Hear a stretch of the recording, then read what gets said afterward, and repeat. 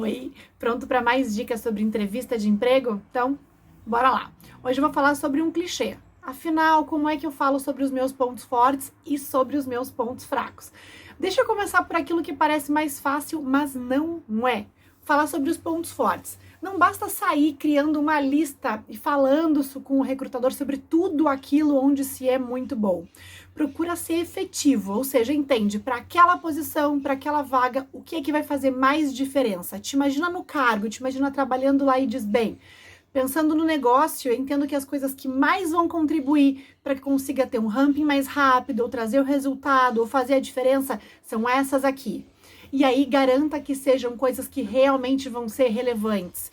Por exemplo, eu posso falar de resiliência, de adaptabilidade, de resistência ao estresse, porque nesse momento isso pesa e muito.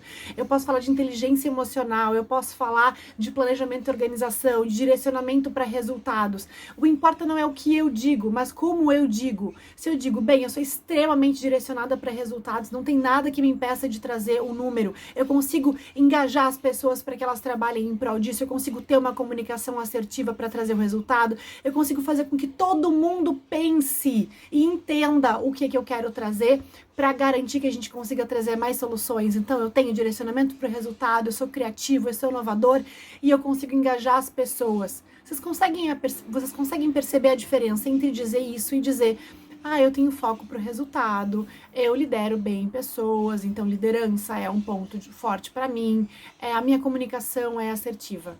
Entendeu? Eu preciso dizer, afinal, como é que eu uso aquilo em prol da empresa, em prol do negócio. Te imagina na cadeira e pensa, como é que eu vou usar?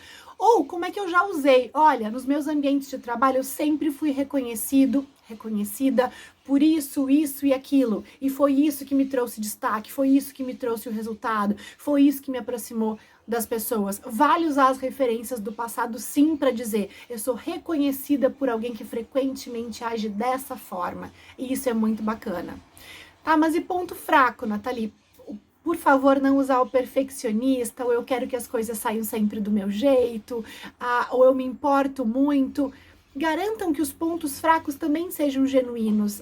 Gente, ninguém é perfeito, o recrutador também não, a empresa da qual vocês vão fazer parte também não é. Então, de novo, olha para a vaga e pensa, para essa vaga, o que vai ser mais desafiador para mim? O que falta? E o mais importante, o que eu vou fazer para resolver?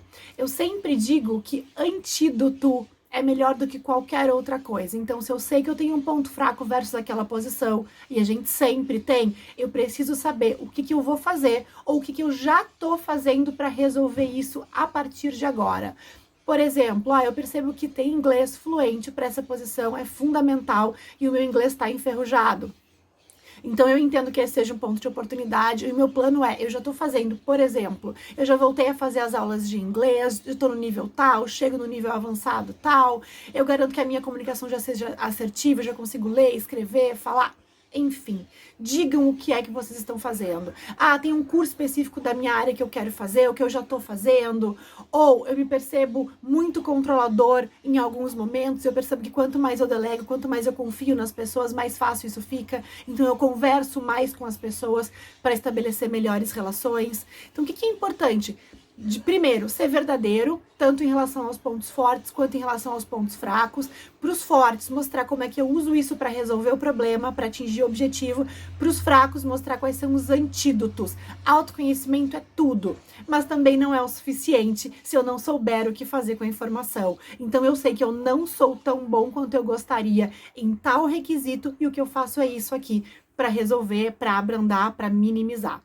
Tá bem? Eu espero de verdade que eu tenha contribuído para pelo menos te dar uma ideia melhor de como passar por essas perguntas com mais facilidade. E, de novo, invistam em autoconhecimento. Se eu sei onde eu sou bom e onde eu posso melhorar, fica mais fácil vender isso para o outro. A gente só vende, mesmo da gente, aquilo que a gente compra.